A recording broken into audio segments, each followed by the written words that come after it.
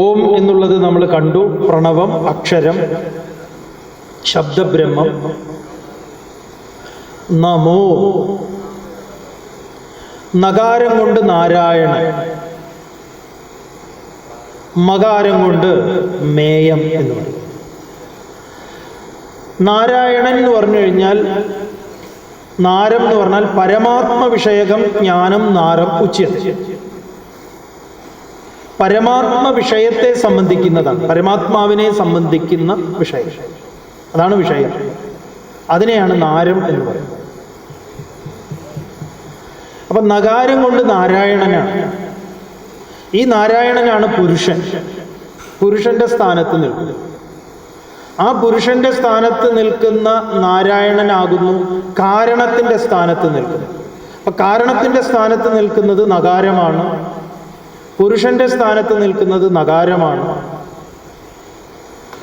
സ്വരൂപത്തിന്റെ സ്ഥാനത്ത് നിൽക്കുന്നത് നകാരമാണ്, സൂക്ഷ്മത്തിന്റെ സ്ഥാനത്ത് നിൽക്കുന്നത് നകാരമാണ്. മകാരമോ മേയം. മേയം എന്ന് പറഞ്ഞാൽ അളക്കുന്നു, അപ്രമേയം, അളക്കാൻ പറ്റാത്തത്. ആര്? ഭഗവാൻ. എന്നാ മേയം, അളക്കുന്നു. അപ്പൊ പ്രകൃതിയെയും പുരുഷനെയും പ്രകൃതിയെയും രണ്ട് ശബ്ദങ്ങൾ പ്രതിനിധാനം ചെയ്യും. ഇത് സയൻസ് പോലെ പഠിക്കണം. എങ്ങനെയാണോ സയൻസിൽ ഐൻസ്റ്റീൻ ആവിഷ്കരിച്ച സൂത്രവാക്യം, അതും മന്ത്രം തന്നെയാണ്, സയൻസിന്റെ മന്ത്രമാണ്. E=mc² എന്നത് ഒരു മന്ത്രമാണ്. കാരണം ഇ എന്താണ്, എം എന്താണ് എന്നൊക്കെ അത് ആ ശാസ്ത്രശാഖ പഠിച്ച ആൾക്ക് അത് വലിയ ബൃഹത്തായിട്ടുള്ളതിനെ ക്രോഡീകരിച്ച് അവതരിപ്പിച്ചിട്ടുള്ളതാണ്. അത് ഈ എന്ന് പറയുന്നത് നമ്മൾ തോന്നിയതുപോലെ ഈ എന്ന് പറഞ്ഞാൽ എറണാകുളമാണ്, എം എന്ന് പറഞ്ഞാൽ മലപ്പുറമാണെന്ന് പറഞ്ഞാൽ ശരിയാവില്ല. അതിനതുമായിട്ട് ബന്ധമൊന്നുമില്ല. അപ്പൊ അതൊരു സൂത്രവാക്യമാണ്, അതൊരു സിദ്ധാന്തമാണ്. ആ സിദ്ധാന്തത്തെ ക്രോഡീകരിച്ചിട്ടുള്ളത്. അതുപോലെയാണ് ഇവിടെ പ്രപഞ്ചത്തിന്റെ സൂത്രവാക്യമാണ്. ഇതൊരു പാസ്വേഡാണ്. ഈ പ്രപഞ്ചവുമായിട്ട്, ഈശ്വരനുമായി, ബോധവുമായി, ഭഗവാനുമായി, ബ്രഹ്മവുമായി നമുക്ക് താതാത്മ്യം പ്രാപിക്കാം, പെയർ ചെയ്യാം. ആ ഭാഷയിൽ പറഞ്ഞാൽ നമ്മളൊരു മൊബൈൽ ഫോൺ ആണെങ്കിലും ഭഗവാനാകുന്ന നെറ്റ്വർക്കിലേക്ക് നമുക്ക് കടക്കുന്നതിന് നമ്മൾ ഉപയോഗിക്കുന്ന പാസ്വേഡാണ് ഓം നമോ ഭഗവതേ വാസുദേവായ. ഈ പാസ്വേഡ് ഓരോന്നും കൊടുത്തിട്ട് നമ്മൾ അതിലേക്ക് അങ്ങോട്ട്, പാസ്വേഡ് റോങ് ആയാൽ ശരിയാവില്ല. സ്മോൾ അടിക്കേണ്ട അടുത്ത് ക്യാപിറ്റൽ അടിച്ചാൽ അതങ്ങോട്ട് ശരിയാവില്ല. അത് പാസ്വേഡ് റോങ് ആണെന്ന് പറയും. അതാണ് ഈ പലപ്പോഴും പലതും ചെയ്തിട്ട് ശരിയാവാത്തത്. ജപമൊക്കെ ഉണ്ട്. ചിന്മയാനന്ദ സ്വാമിജി പറയും, മാല പോളീഷായി, ആളിപ്പോഴും പരിക്കനാണ്. കാര്യങ്ങളൊക്കെ ഗംഭീരമായിട്ട് നടക്കുന്നുണ്ട്. സ്വാമിജി പറയും, അങ്ങനെ മോക്ഷം കിട്ടുകയാണെങ്കിൽ മൈക്കിന് കിട്ടണമെന്ന് പറയും. ഇതാണ് ഏറ്റവും കൂടുതൽ കേട്ടിട്ടുള്ളത്. അപ്പൊ നകാരം കൊണ്ട് നാരായണനെ, നമ്മൾ നേരത്തെ പഠിച്ച കൗസ്തുഭത്തെ, മകാരമോ ഇവിടെ വരുമ്പോൾ പ്രഭയുടെ കാര്യം. ഇവിടെ മേയം എന്ന് പറഞ്ഞാൽ അളക്കാൻ പറ്റുന്നത്. എന്താ അളക്കുന്നത്? പ്രകൃതിയെ 5 വിധത്തിൽ നമുക്ക് അളന്നെടുക്കാം. ഭഗവാനെ നമ്മൾ അളക്കുന്നത് 5 വിധത്തിലാണ്. ശബ്ദം, സ്പർശം, രസം, രൂപം, ഗന്ധം. ഇങ്ങനെ ശബ്ദ, സ്പർശ, രസ, രൂപ, ഗന്ധമായി ഈ പ്രപഞ്ചത്തെ നാം അനുഭവിക്കുന്നു, അറിയുന്നു. ഈ 5 അനുഭവങ്ങളും ഈ പ്രകൃതിയുടെ പഞ്ചമഹാഭൂതങ്ങളുടെ അനുഭവങ്ങളാണ്. ഈ പഞ്ചമഹാഭൂതങ്ങളെ കൊണ്ടാണ് നമ്മുടെ ഇന്ദ്രിയങ്ങളെ ഉണ്ടാക്കിയത്. സെൻസസിന്, ജ്ഞാനേന്ദ്രിയങ്ങൾ, അറിയാനുള്ള ഇന്ദ്രിയങ്ങൾ. ആകാശം കൊണ്ടാണ് കാതിനെ ഉണ്ടാക്കിയത്. ആകാശത്തിന്റെ ഗുണമാണ് ശബ്ദം. ആകാശത്തിന് ഒരു ഗുണമാണ് ശബ്ദം എന്ന്. വായുവിന് 2 ഗുണമാണ്, ശബ്ദവും സ്പർശവും. വായുവിനെ കൊണ്ടാണ് ത്വഗിന്ദ്രിയത്തെ ഉണ്ടാക്കിയത്. തത്വബോധം എന്ന് പറയുന്ന ശങ്കര ഭഗവത്പാദരുടെ ഒരു കൃതിയുണ്ട്, മേടിച്ച് കേൾക്കുക. വളരെ കേയമായിട്ട് പറയുന്നുണ്ട്. സ്വാമി ഒന്ന് സംഗ്രഹിക്കുന്നു എന്നേ ഉള്ളൂ. അപ്പൊ ആകാശത്തിന് ഒരു ഗുണം ശബ്ദം, വായുവിന് 2 ഗുണം ശബ്ദവും സ്പർശവും, അഗ്നിക്ക് 3 ഗുണം ശബ്ദം, സ്പർശം, രൂപം. അഗ്നി തത്വം കൊണ്ടാണ് നേത്രത്തെ ഉണ്ടാക്കുന്നത്. ആകാശം, വായു, അഗ്നി. ജലത്തിന് 4 ഗുണം ശബ്ദം, സ്പർശം, രൂപം, രസം.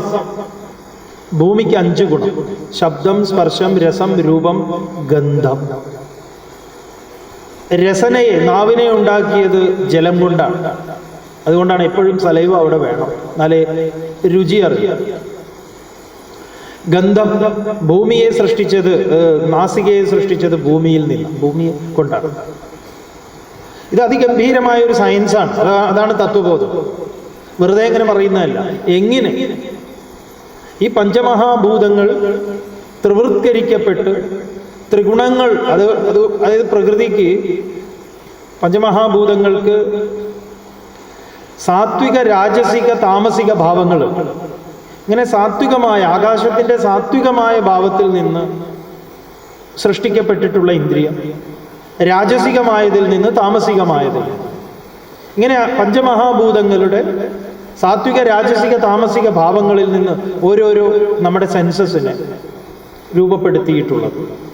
പിന്നെ നമ്മുടെ വാക്, പാണി, പാദ, പായു, ഉപസ്ഥ, അങ്ങനെ 5 കർമ്മേന്ദ്രിയങ്ങളെയും 5 ജ്ഞാനേന്ദ്രിയങ്ങളെയും.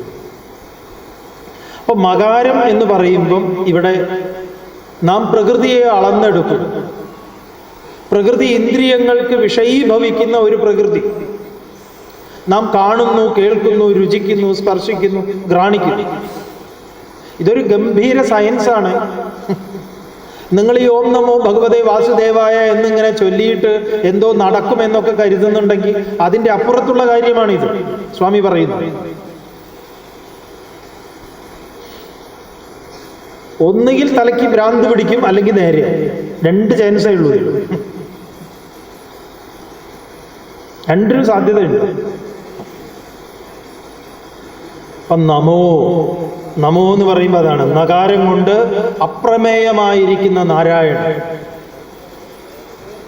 മകാരം കൊണ്ട് വിഷയീഭവിക്കുന്ന പ്രകൃതി, പ്രപഞ്ചം. നമോ. ഇനിയുള്ളത് എന്താ? ഭഗവതേ. ഭകാരം എന്ന് പറഞ്ഞാൽ ഭാസയതീതി, ഭാ എന്ന് പറഞ്ഞാൽ പ്രകാശിക്കും. ആർക്ക്? എനിക്ക്. ആരാണ് ഈ പ്രകൃതിയെ അന്വേഷിക്കുന്നത്? ഞാൻ. ആ ഞാനിന് ഞാൻ കാണുന്നു, കേൾക്കുന്നു, രുചിക്കുന്നു, സ്പർശിക്കുന്നു, ഘ്രാണിക്കുന്നു. അങ്ങനെ ഒരു ഞാനുണ്ട്.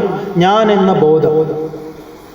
ഞാൻ കണ്ടു, ഞാൻ കാണുന്നു, ഞാൻ കേട്ടു, ഞാൻ കേൾക്കുന്നു, ഞാൻ കാണും, കേൾക്കും. ഇങ്ങനെ ഞാനിനെ 3ആക്കി, ഭൂതവും വർത്തമാനവും ഭാവിയും. ആ ജീവൻ, ഒരു ജീവൻ പ്രകൃതിയെ കാണുന്നു. അതാണ് ഭകാരം. ഭാസയതി. ആർക്ക് ഈ പ്രകൃതി പ്രകാശിക്കുന്നു? എനിക്ക്. അങ്ങനെയുള്ള എനിക്കൊരു പേരുണ്ട്. ആര് നൽകി? ഭാരതീയ ആചാര്യൻ നൽകി. എന്താ പേര്? വിശ്വൻ എന്നാണ് എൻ്റെ പേര്. ആ സമയത്ത് എൻ്റെ പേര്. ഒരു ജീവൻ പ്രപഞ്ചത്തെ കാണുകയും കേൾക്കുകയും രുചിക്കുകയും സ്പർശിക്കുകയും ചെയ്യുന്ന സമയത്ത്, ആ അനുഭവത്തിൽ പെടുന്ന സമയത്ത്, ആ അനുഭവവുമായി ചേർത്തുകൊണ്ട് ഈ ജീവനെ വിളിക്കുന്ന ഭാരതീയ ആചാര്യൻ വിളിക്കുന്നത് വിശ്വനെന്നാണ്. വിശ്വൻ എന്ന് പറഞ്ഞാൽ അത് പുരുഷനും സ്ത്രീയും ഒക്കെ. പുരുഷനും സ്ത്രീ മാത്രമല്ല, ഈ പ്രപഞ്ചത്തിലെ എല്ലാം പെടും. ഒരു പൂച്ച കാണുമ്പം, പൂച്ച കേൾക്കുമ്പം, നായ കാണുമ്പം, നായ കേൾക്കുമ്പോഴൊക്കെ അതിനൊരവസ്ഥയുണ്ട്. ആ അവസ്ഥയ്ക്ക് പേരാണ് ജാഗ്രത അവസ്ഥ. ആ ജാഗ്രത അവസ്ഥയിൽ അഭിമാനിക്കുന്ന ജീവൻ വിശ്വ ഇതി ഉച്യത്തെ, വിശ്വൻ എന്ന് പറയും. ആ വിശ്വനെ പ്രതിനിധാനം ചെയ്യുന്നു ഭകാരം. ഭാസയതി, പ്രകാശിക്കുന്നു, അതാണ് ഭ. ഇനി ഈ വിശ്വനുമുണ്ട്, വിരാട്ടുണ്ട്. പ്രകൃതി എന്ന് പറയുമ്പം ഈ വിശ്വൻ തന്നെ പ്രപഞ്ചവുമായിട്ട് നിൽക്കുന്നു. ഇതൊക്കെ ഒരു മനസ്സിലാക്കലാണ്. ഈ മനസ്സിലാക്കലിനൊന്നും ബുദ്ധിമുട്ടില്ല. നിങ്ങൾ ഈ പ്രഭാഷണങ്ങളൊക്കെ കേൾക്കുന്ന സമയത്ത് ചിലപ്പോൾ നിങ്ങളെ മറ്റുള്ളവർ അഭിസംബോധന ചെയ്യും. ഇപ്പോൾ ഇവിടെ ഉദ്ഘാടനം ചെയ്യുന്ന സമയത്തോ അല്ലെങ്കിൽ മറ്റ് ആശംസ പറയുന്ന സമയത്തൊക്കെ ചിലർ നിങ്ങളെ അഭിസംബോധന ചെയ്യും. അല്ലയോ ഭക്തന്മാരെ എന്ന് പറഞ്ഞു. അപ്പൊ ഭക്തന്മാരെന്നത് നമുക്കൊരു പേരാണ്. ഒരു മലയാളി സമ്മേളനമാണെങ്കിൽ പറയും അല്ലയോ മലയാളികൾ. അപ്പൊ ഒരു ഭാഷയുമായി നാം അസോസിയേറ്റ് ചെയ്യുന്ന സമയത്ത് നമ്മളെ മലയാളി എന്നും, ജാതിയുമായി നാം ചേരുന്ന സമയത്ത് നായരെന്നും ഈഴവനെന്നും നമ്പൂതിരി എന്നും, ഒരു രാഷ്ട്രീയ പ്രസ്ഥാനവുമായി നാം ചേരുന്ന സമയത്ത് അത്തരത്തിലുള്ള നാമകരണങ്ങളും, ഇതൊക്കെ നാം ഓരോന്നുമായിട്ടുള്ള അസോസിയേഷനാണ്. അപ്പൊ നമുക്ക് അങ്ങനെയുള്ള പേരുകളുണ്ട്. ഇവിടെ വേദാന്ത ആചാര്യൻ ഈ പ്രപഞ്ചത്തെ ഞാനിങ്ങനെ കാണുകയും കേൾക്കുകയും ഒക്കെ ചെയ്യുന്ന സമയത്ത് ആ ജീവന് നൽകിയ പേരാണ് വിശ്വൻ എന്ന്. ഇനി ഈ കുറേ വിശ്വന്മാർ, ഈ വിശ്വന്മാരെ മുഴുവൻ കൂട്ടിയെടുക്കുന്ന സമയത്ത് അതിനൊരു പേരുണ്ട്. അതാണ് വിരാട് പുരുഷൻ. പേരുകളൊക്കെ നിങ്ങൾ കേട്ടിട്ടുണ്ടാവും. വിരാട് പുരുഷൻ എന്ന് പറഞ്ഞാൽ ഇതാണ്.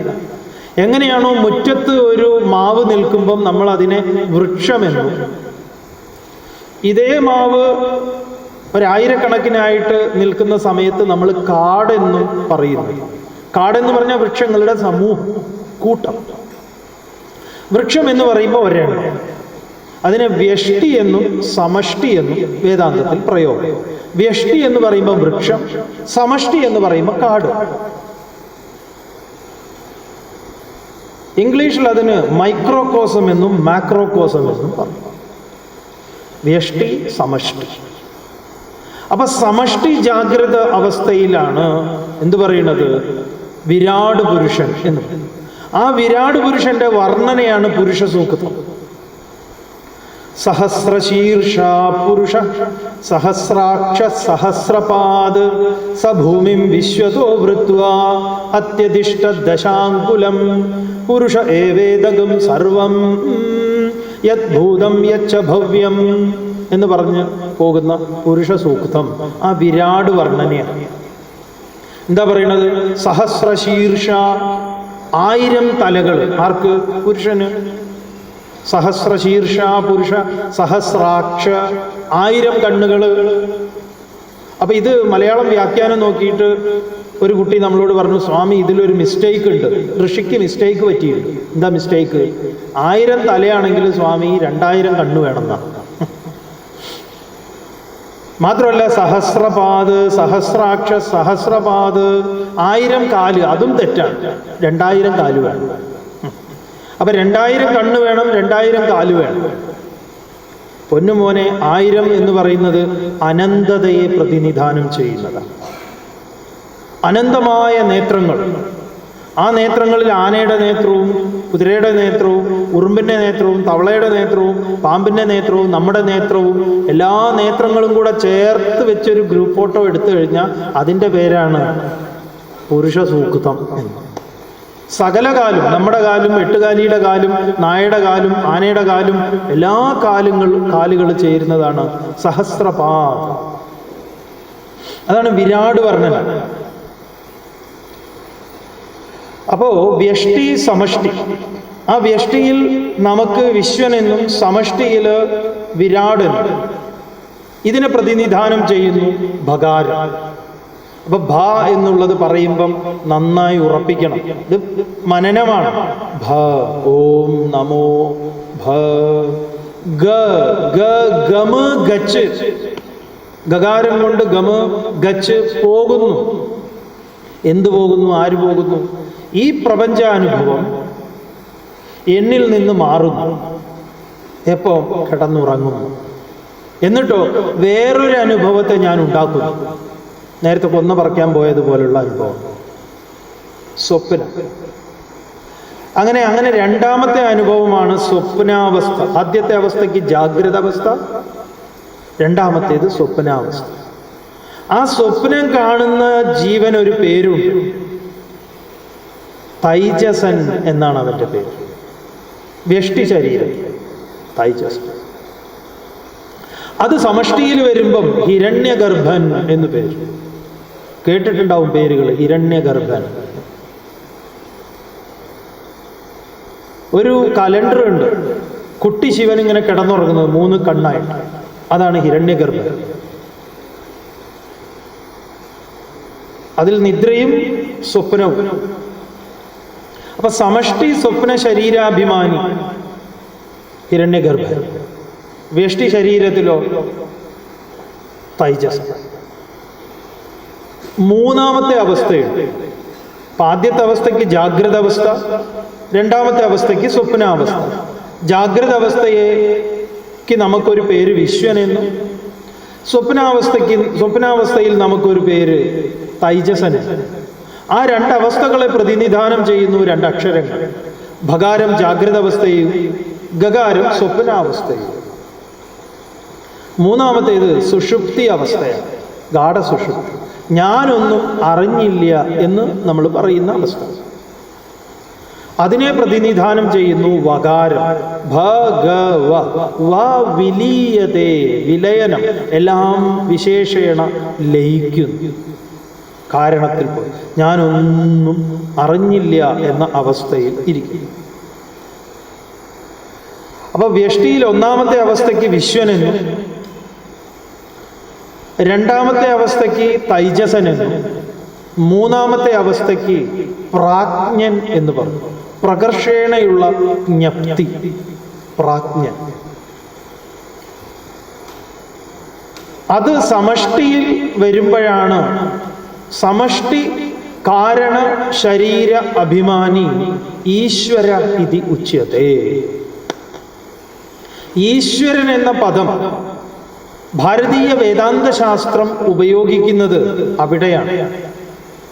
നമ്മളെ സംബന്ധിച്ച് ഈശ്വരൻ, ദൈവം, ഭഗവാൻ, ബോധം, ബ്രഹ്മം, രാമൻ, കൃഷ്ണൻ, ഇതൊക്കെ ഒരു അവിയിൽ പരുവത്തിൽ കിടക്കുക.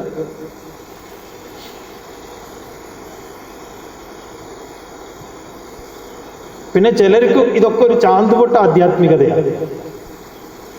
അതെന്താണ്? അങ്ങനെ ഒരു സിനിമയുണ്ട്, ചാന്തുപൊട്ട് എന്ന് പേര്. അതിൽ ദിലീപ് പറയുന്ന ഒരു ആധ്യാത്മികതയുണ്ട്. എനിക്ക് അങ്ങനെയൊന്നും ഇല്ലടോ. കൃഷ്ണനിലും കൃണ്ട്, മുക്രിയിലും കൃണ്ട്, ക്രിസ്തുവിലും കൃണ്ട്, ഇപ്പോഴൊക്കെ ഒന്നല്ലേ. പറയാൻ ഇതൊക്കെ തിരക്കേടില്ല. ഇതൊക്കെ ആരാണ് ഇത് ഉപയോഗിച്ചത്? ഈ ശബ്ദങ്ങൾ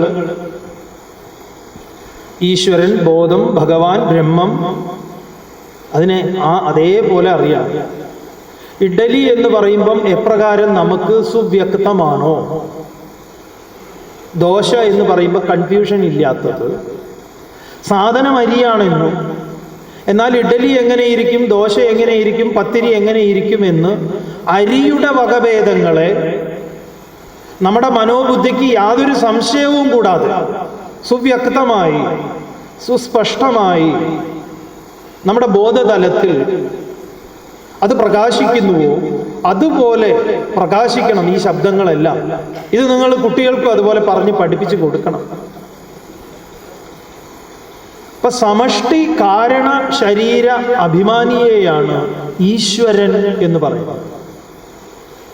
സമഷ്ടി കാരണ ശരീരം, എല്ലാ ശരീരവും ഉറങ്ങുന്നത് ഈശ്വരനിലാണ്.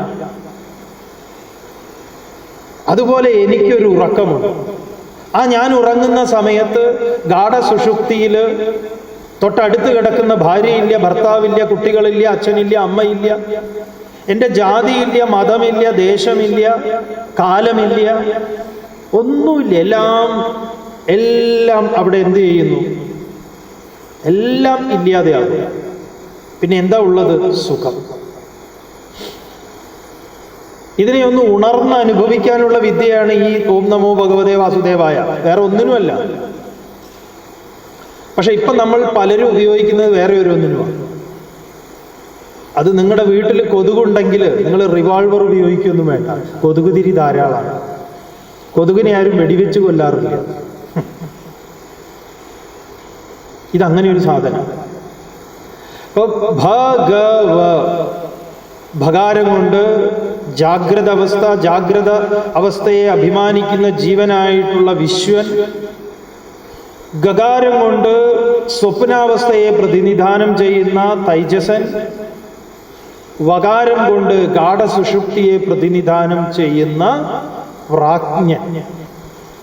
ആ വിശ്വ തൈജസ പ്രാജ്ഞന്മാര് വ്യഷ്ടിയിലും സമഷ്ടിയിൽ വിരാട് പുരുഷനും ഹിരണ്യഗർഭനും ഈശ്വരനും.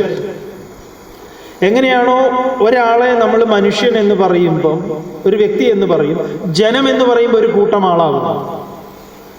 സമുദ്രം എന്ന് പറയുമ്പം, കിണർ എന്ന് പറയുമ്പം, കുളം എന്ന് പറയുമ്പം ജലമല്ലാതെ വേറെ ഒന്നുമില്ല. പക്ഷെ അതിൻ്റെ നിൽപ്പ്, അത് ഉൾക്കൊണ്ടിരിക്കുന്നത് അനന്തമായ ഭാവത്തെ സ്വീകരിക്കുന്ന സമയത്താണ് സമുദ്രമാകുന്നത്. സമുദ്രത്തെ ആരും തോട്, കുളം എന്നൊന്നും പറയില്ല. നദിയിൽ എന്താണോ ഉള്ളത് അത് തന്നെയാണ് സമുദ്രത്തിലുള്ളത്.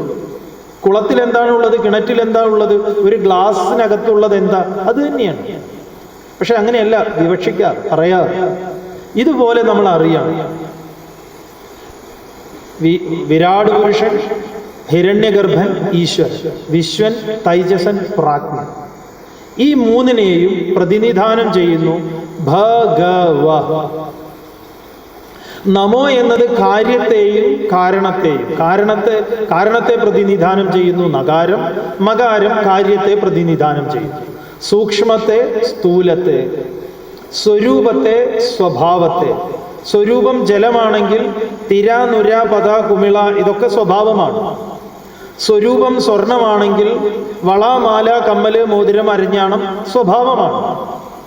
ഇതൊരു സിമ്പിളായിട്ടുള്ളൊരു തിയറി, ഇതിൽ ഒരു കൺഫ്യൂഷനും ഇല്ല.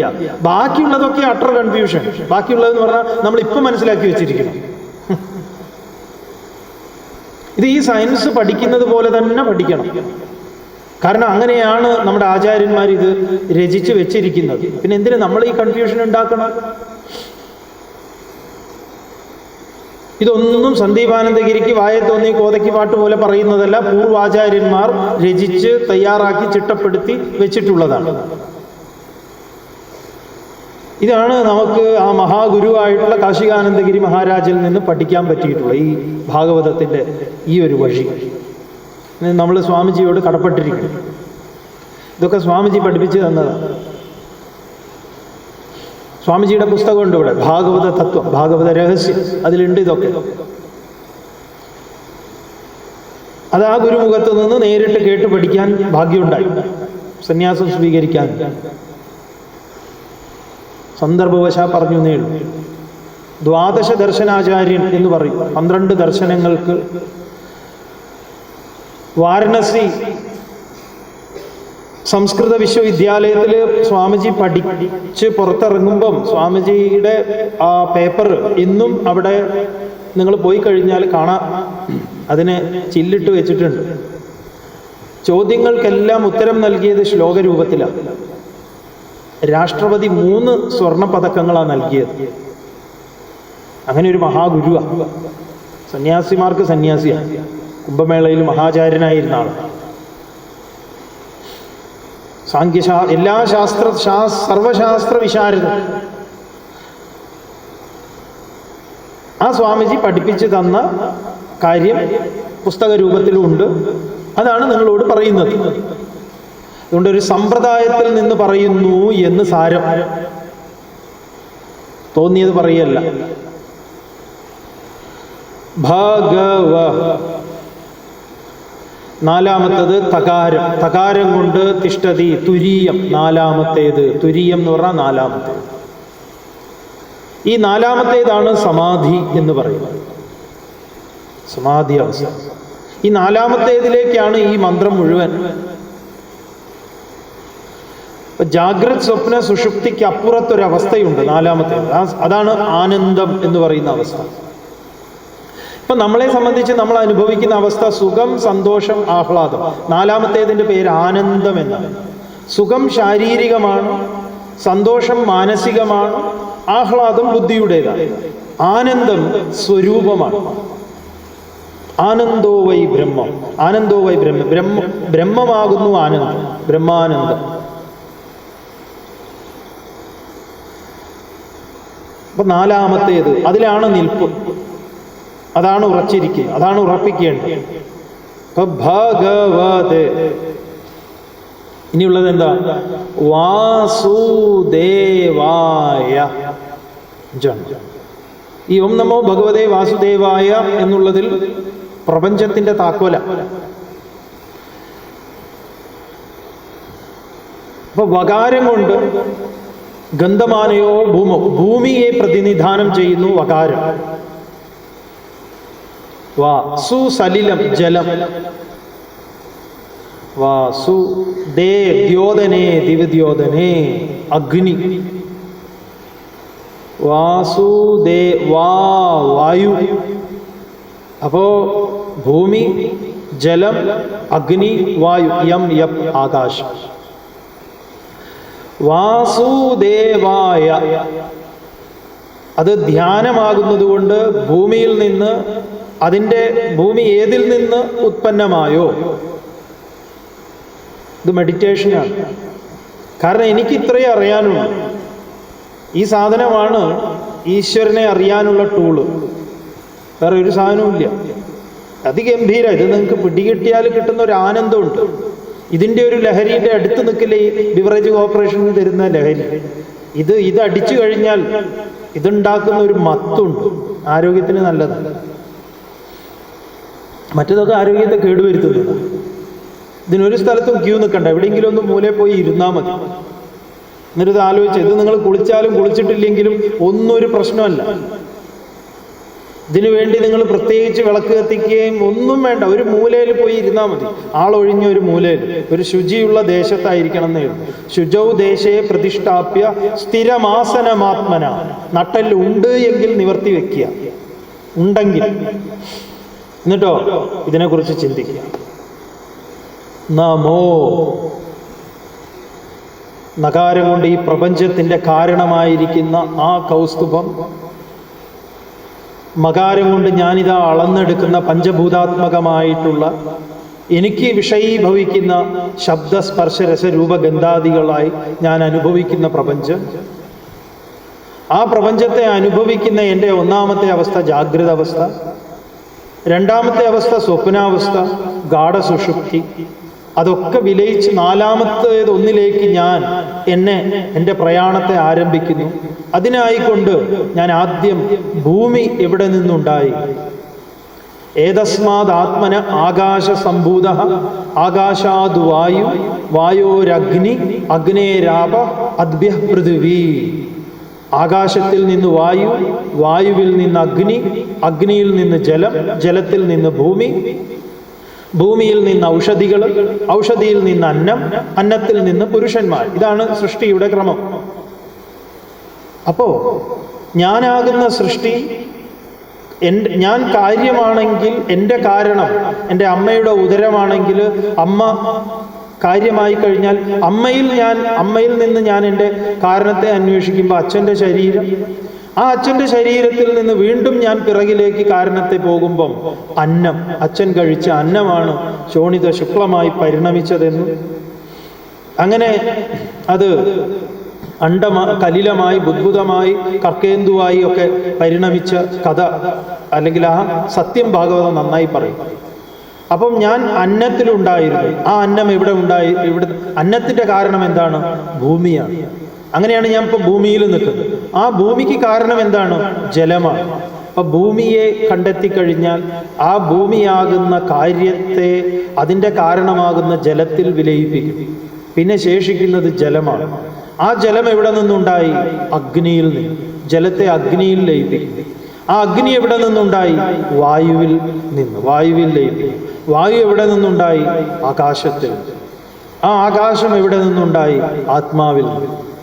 ആ ആത്മാവ് എവിടെ നിന്നുണ്ടായി? അതെവിടെ നിന്നും ഉണ്ടായിട്ടില്ല. അതാണ് സ്വയംഭൂ. അതാണ് ഈ കാണായതെല്ലാം തന്നെ. ആത്മാവാരേ ശ്രോതവ്യോ മന്തവ്യോ നിധിധ്യാസിതവ്യ. ആത്മാവിനെയാണിടോ അറിയേണ്ടത്, കേൾക്കേണ്ടത്, അനുഭവിക്കേണ്ടത്. ആ ആത്മാവാസ്യമിതം സർവം, അതാകുന്നു ഞാൻ എന്ന് എനിക്ക് ബോധ്യപ്പെടുത്താൻ വേണ്ടി പൂർവന്മാരായ പൂർവസൂരികളായിട്ടുള്ള ഋഷീശ്വരന്മാർ നമുക്ക് തന്നിട്ടുള്ളതാണ് ഓം നമോ ഭഗവതേ വാസുദേവായ എന്ന മന്ത്രം. ഈ മന്ത്രത്തിലൂടെ നമ്മൾ കണ്ടത് സാങ്ഖ്യദർശനമാകുന്ന ഭഗവാന്റെ ഒരു കാതിലാണ്. ഇനി അടുത്ത കാതിൽ നാളെ ഇതേ സമയം ഇവിടെ പാക്കലാം. ഇത് നിങ്ങൾക്ക് കേൾക്കണമെന്നുണ്ടെങ്കിൽ നിങ്ങൾക്ക് വരാം. ഇത് നിങ്ങൾക്ക് ദഹിക്കാത്തതാണെങ്കിൽ ദയവ് ചെയ്ത് ഇവിടെ വരാതിരിക്കുക.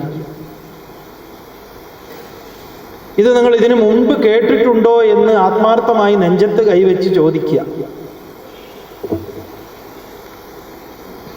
വേറെ ആരെങ്കിലുമൊക്കെ നിങ്ങൾക്ക് പറഞ്ഞു തന്നിട്ടുണ്ടോ? അതോ ഇതൊരു ആവർത്തന വിരസത ഉണ്ടാക്കുന്നതാണ് സ്വാമി, ഇതൊക്കെ ഞങ്ങൾക്ക് അറിയുന്നതാണ്, നിങ്ങൾ പുതിയത് എന്തെങ്കിലും ഉണ്ടെങ്കിൽ പറയും ഞങ്ങളുടെ ഹിന്ദു മതത്തെക്കുറിച്ച് എന്നൊക്കെയാണെങ്കിൽ നിങ്ങൾക്ക് നമ്മളെ സമീപിക്കാം. സ്വാമി പറഞ്ഞു തരാം. ഓം പൂർണ്ണമദഃ പൂർണ്ണമിദം പൂർണ്ണാത് പൂർണ്ണമുദച്യതേ പൂർണ്ണസ്യ പൂർണ്ണമാദായ പൂർണ്ണമേവാവശിഷ്യതേ. ഓം ശാന്തി ശാന്തി ശാന്തി. ഹരി ഓം. ശ്രീ ഗുരുഭ്യോ നമഃ. ഹരി ഓം.